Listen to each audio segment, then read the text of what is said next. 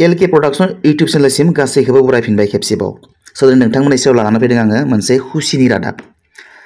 गोबां गोबाव समनिफ्राय आङो गाबख्रावबोबाय थादोंमोन भिडिअ बानायनानै नैबे खामानिखौ लानानै नैबे बाथ्राखौ लानानै आरो बेनिनो फिथाइ महरै दिनै बे मोगथां महर मोनमारबाय। स' बे खुसिनि रादाबखौ बे मोगथां महर मोननाय खुसिनि रादाबखौ नोंथांमोननो आं शेयार खालामनायदों नैबे भिडिअनि गेजेराव। स' बेयो जाहैबाय मा आसामनि 6 शिड्युल एरियाफोराव मोनसे स्पेसियेल टेट खुंनो थांगासिनो दङ। स' बे स्पेसियेल टेट आनजादाव थानो गोनां गासैबो क्वालिफिकेशन माब्ला जागोन माब्रै जागोन पेपारफोरा माबायदि जागोन बेसेबां मार्क्सनि जागोन बेसेबां फैसा होनांगोन एप्लाइ खालामनो थाखाय एलिजिबिलिटि क्राइटेरियाफोरा मा बे मोनफ्रोमबो बिथिंखौ आङो नैबे भिडिअनि गेजेराव सुंद' समनि गेजेराव सावरायनो नाजागोन। दाना भिडिअखौ जागायनायनि सिगाङावनो आंनिफ्राय गोसो गोरबोनिफ्राय मोनसे रिक्वेस्ट जायफोरा टेट आनजाद खुंनांगौ टेट एपइन्टमेन्ट होनांगौ होननानै गाबख्रावबाय थादोंमोन बा जायफोरा माने डिमान्ड खालामबाय थादोंमोन स' बिथांमोननि फारसे आंनि गोसो गोरबोनिफ्राय मोनसे खावलायनाय नोंथांमोना दिनैनिफ्राय गोसो गोरबो होसारनानै फराय आरो खामानि माव अब्लासो नोंथांमोना बे लांदां जानानै थानाय मासिफोराव नोंथांमोना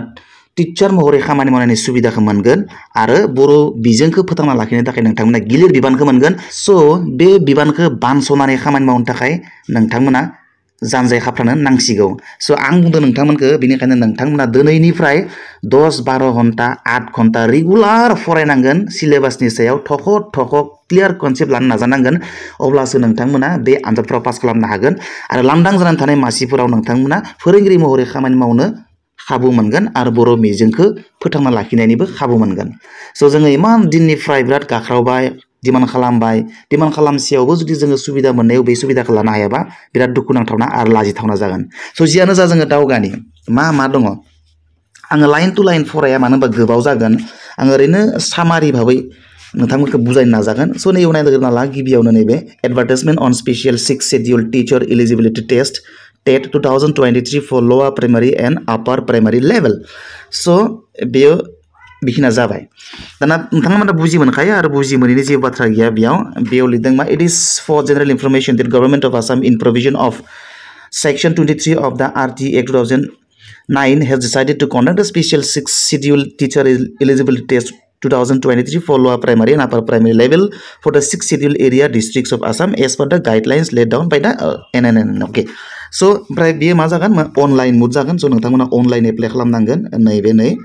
अनलाइन एप्लाइ खालामनांगोन नैबेलाय दङ। स' दाना माब्ला जागोन माबायदि जागोन माबायदि एप्लाइ खालामनांगोन बेखौ जोङो सिंथिंगालै दावगालांनोसै मा लिरनाय दङ जोङो स्टेप बाय स्टेप थांबाय थानोसै। दाना एलिजिबिलिटि क्राइटेरियाखौ जोङो नायनोसै सोरबायदि केन्डिडेटफोरा एप्लाइ खालामनो हागोन मा क्वालिफिकेसन थानांगोन बे स्पेसियेल टेटखौ एप्लाइ खालामनो थाखाय बे आनजादखौ होनो थाखाय नैबे जाबाय एलिजिबिलिटि क्राइटेरिया। स' एलिजिबिलिटि क्राइटेरिया जाबाय नाम्बार 1 जाबाय बे 6 शिड्युल एरियानि केन्डिडेट जानांगोन सिटिजेन जानांगोन। बेनिफ्राय नेक्स्टआव थांसै जोङो मा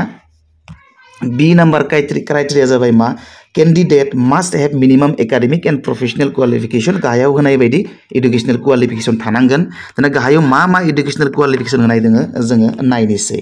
ए नाम्बाराव होनाय दङ माने सिनियर सेकेन्डारि माने हायार सेकेन्डारि पास जानांगोन आरो मा थानांगोन 50% मार्क्स थानांगोन हायार सेकेन्डारि फाइनेल एग्जामाव ओमफ्राय 2 year diploma in elementary education माने DLED थानांगोन नङाब्ला senior secondary higher secondary pass जानांगोन 50% थानाय जानांगोन हायार सेकेन्डारियाव। बेनिफ्राय 4 year bachelor of elementary education माने BLED थानाय जाबाबो जागोन। दानिया नायनि मा जोङो सिनियर सेकेन्डारि आरो नेक्स्टआव मा दङ नै मोनसेया senior secondary with at least 50% marks and 2 year diploma in education. स' नोंथांमोना बेखौ मिलायनानै ला जेबो नङा बियो। स' नायबानो बुजि मोनगोन बेखौ। दाना नैयाव नायलाय जोङो नैयाव नायजे नैबे मा graduation and 2 year diploma in elementary education बा ग्रेजुएशन बेनिफ्राय diploma in elementary education bye watt ever name graduation जानांगोन। एस' बेफोर गासैबो एबा जायखिजाया मोनसे थाबानो जागोन बेयाव। स' ग्रेजुएशन जानांगोन बेनिफ्राय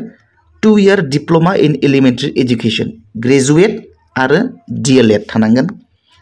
स' बे गासैबो एलिजिबिलिटि क्राइटेरियाखौ जायखिजाया मोनसे थाबानो जागोन बेयाव बुहुत खैथा दोङो नै मोनसे नायनानै ला मोनसे मोननै मोनथाम मोनब्रै मा मोनसेयाव मिलायो आरो नै मोनबा नोंथाङा मा मोनसेयाव मिलायो बे मिलायनायनि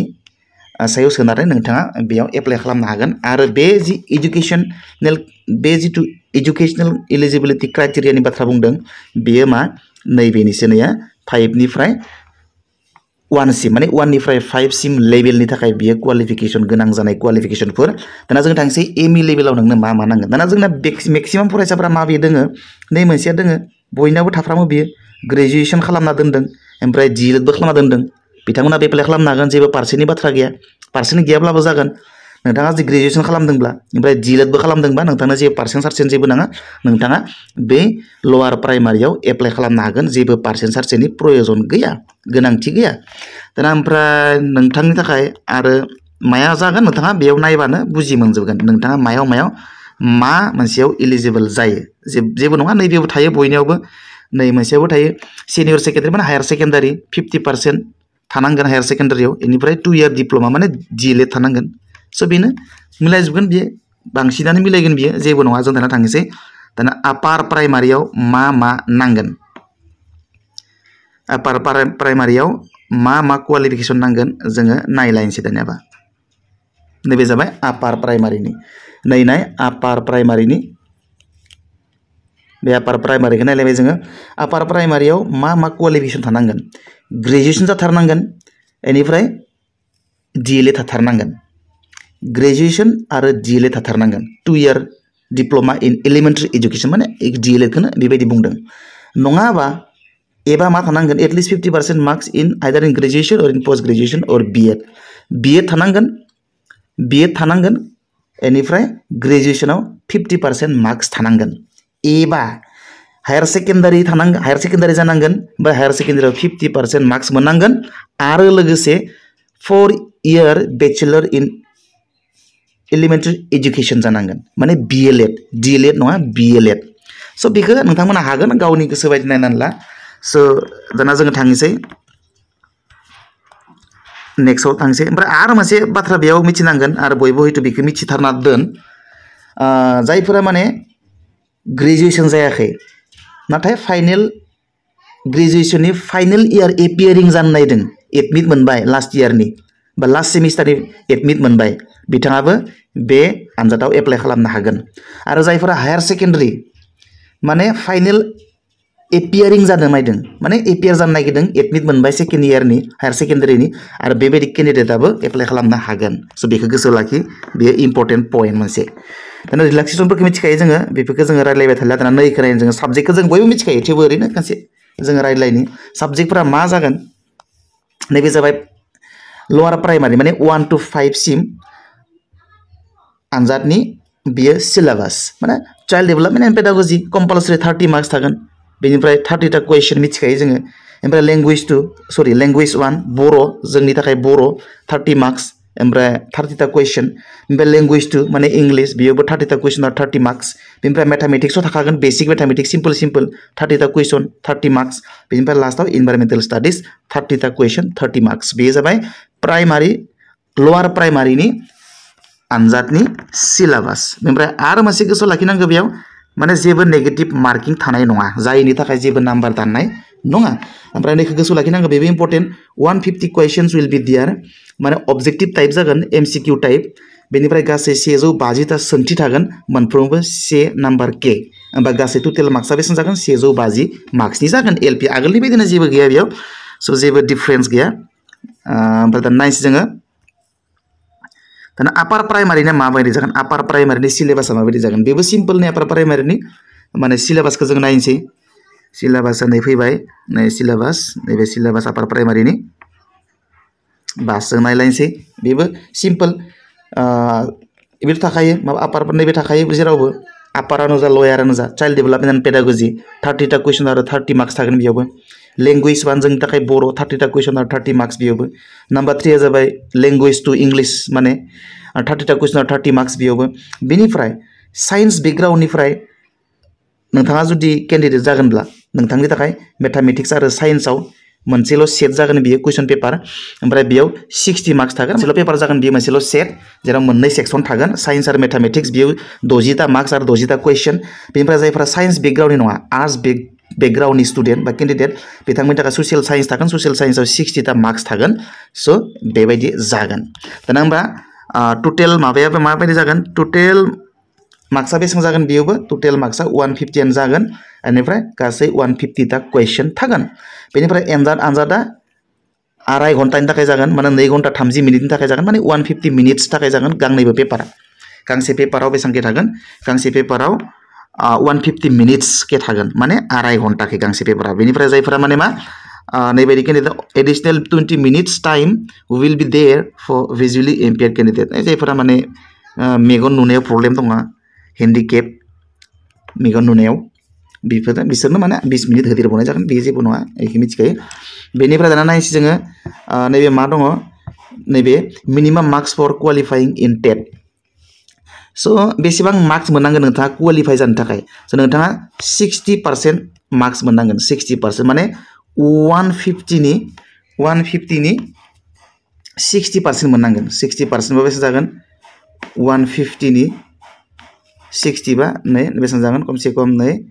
90 जागोन 90 नाम्बार मोननांगोन किन्तु बेयो जेनेरेलफोरनि थाखायसो स' एसटि एससि ओबिसि बायदि बायदिफोरनि थाखाय किन्तु 5% रेहाय दङ माने 55% मोनबानो जागोन आरो 55%आ बेसेबां जागोन 150 नि 55%आ 83 जागोन स' 83 मोनबानो पास जागोन आगोलनि बायदिनो बेयाव जेबो डिफारेन्स गैया बेनिफ्राय बिराद इन्टारेस्टिं आरो मिथिनो लागा बाथ्राया जाबाय मा नैबे बेयाव जेबो नेगेटिभ मार्किं थानाय नङा स' बिराद मोजां बियो नेगेटिभ मार्किं गैयिनि थाखाय जानला मानला होलाबायनोबो हागोन मिथियैफोरखौबो स' बेनो जाबाय मोनसे प्लास पइन्ट बेनिफ्राय थांबाय मा नैबे 7 नाम्बारा मिडियाम अफ कुवेश्चन विल बी बेखौथ' बर'आव फैगोन पेपारा जेबो नङा बे बर' इंलिश थाला फैगोन जेबो नङा मिथिखानाय बेनिफ्राय मुवा एप्लाइ खालामनांगोन बेखौ नोंसोर दखानाव थांबानो मिथिगोन गावबो एप्लाइ खालामना लानो हागोन नैबे वेबसाइटआव थांनानै एप्लाइ खालामनायाव माने थांबानो नुगोन एभेलेबल अपसन बेयाव थुनानै खालामबानो जागोन आरो डिस्ट्रिक्टफोरखौ सिङाव होनाय दोङो नैबे बेफोरखौ फरायाबाबो जागोन मिथिखानाय नै डिस्ट्रिक्टफ्रा नैबे क'क्राझार बाक्सा उदालगुरि डिमा हासाव कार्बि आलं बायदि बायदि ओमफ्राय इन्टारेस्टिं आरो मिथिथारनो गोनां बाथ्रा मस्ट इम्पर्टेन्ट बाथ्राया नैबेसो मा इन्टारेस्टिं बाथ्राया नैबेनो बे जाबाय मा time schedule for special 6 schedule TET 2023 Assam number 1 opening for receive of online application माब्लानिफ्राय एप्लाइ खालामनो हागोन अनलाइन माने 5 मार्च फैबाय थानाय 5 मार्च मोनफैसिगोन समफोरनि थाखायनो मार्च हाबनोसै स' मार्चनि 5 तारिखनिफ्राय अनलाइन एप्लाइ स्टार्ट जागोन ओमफ्राय लास्ट डेटआ मिथिखागोन लास्ट डेटखौ मालाबाबो नेनाङा नोंथांमोना फार्स्ट डेट खालिनो खालामनांगौ 5 तारिख मार्चनि 5 तारिख 2 तारिख 10 तारिखनि गेजेरावनो खालामजोबनांगौ मालाबाबो लास्ट डेटखौ नेनो नाङा लास्ट डेटआव बहुत प्रब्लेम जायो मालाबा हें जायो माबा जायो मालाय बहुत प्रब्लेम जायो लास्ट डेटखौ नेनो नाङा नोंथाङा 5 निफ्राय 10 मार्चनि गेजेरावनो जाय गोसो गोनां केन्डिडेट बिथांमोना एप्लाइ खालामजोबनानै ला बेनिफ्राय 3 नम्बराव इस्यु अफ एडमिट कार्डखौ माने इन्टारनेटआवनो डाउनलड खालामनानै मोनगोन एप्रिलनि 15 तारिखनिफ्राय बेनिफ्राय डेट अफ एग्जामिनेशन एप्रिलनि 30 तारिखआव आनजादा जागोन स' नोंथांमोना दिनैनिफ्राय रेगुलार 10 घन्टा 8 घन्टा फरायबाय था रेगुलार अब्लासो नोंथाङा हागोन नङाब्ला नोंथाङा खिन्थु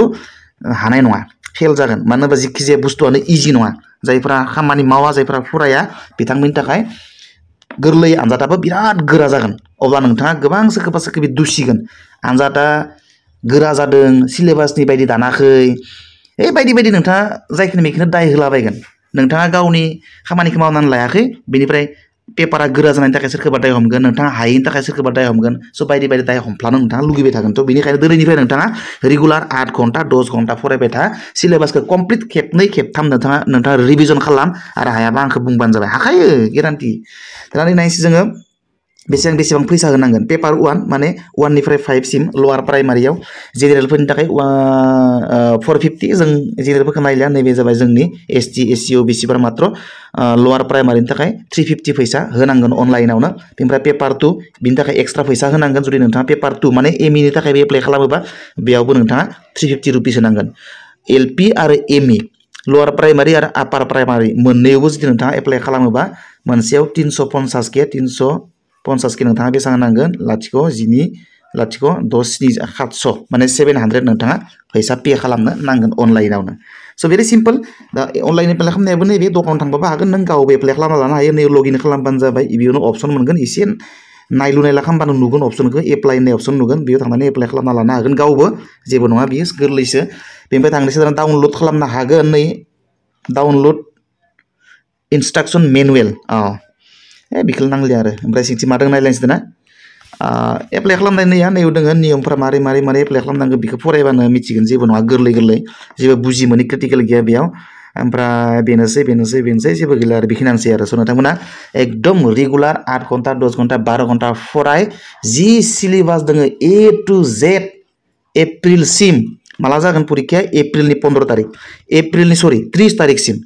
एप्रिलनि 30 तारिखसिम नोंथाङा बै फिसा आरो नेवमानल' सिलेबासखौ खेबनै खेबथाम खेबब्रै खेबबा रिभिजन खालाम गेरान्टि होदों आं नोंथाङा पास खालामनो हागोन आरो जुदि नोंथाङा रेगुलार 8 घन्टा 10 घन्टा फरायनो हायाब्ला आंखौ नोंसानि लामाथिं थांनायाव नुयोबाथाय लबरदो गावना हरबानो जाबाय आंखौ बा आंखौ थांगोनदो खुबिना हरबानो जाबाय रेगुलार 8 घन्टा 10 घन्टा फरायनानैबो जुदि नोंथाङा हायाब्ला आंखौ नोंथाङा एकदम नोंसानि लामाथिं थाङोबाथाय नोंसानि सैमा दाखालखौ थिनना होबानो जाबाय अके बाय बाय